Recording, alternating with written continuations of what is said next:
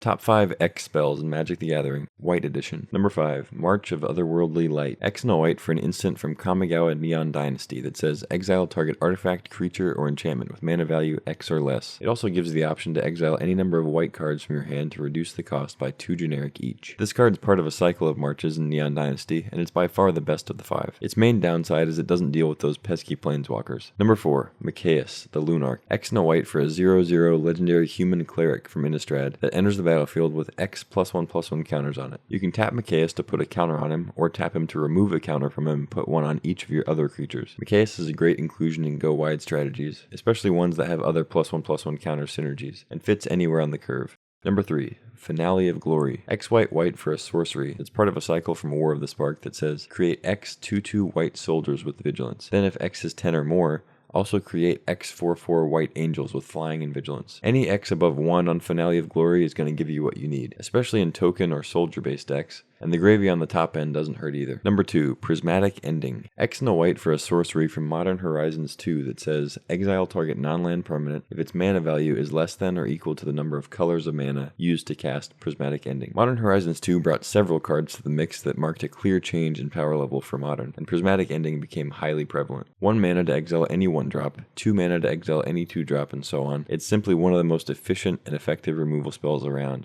Number 1, White Sun Zenith and Martial Coup. Although they were printed 14 years apart, these two cards are close enough in their effect to take the same spot. Both cost X white and create X 1/1 tokens. The Zenith makes Phyrexian Might tokens that have Toxic 1 and can't block, while Martial Coup makes 1/1 white soldiers. Zenith also gains you X life, but of course Coup's soldiers can block. Using these cards just to make tokens is below rate for the mana, so the part that makes them number 1 is if X is 5 or more, destroy all other creatures. Clearly a Wrath that leaves an army behind on your side is a very powerful effect, and one that has the potential to quickly close out the game.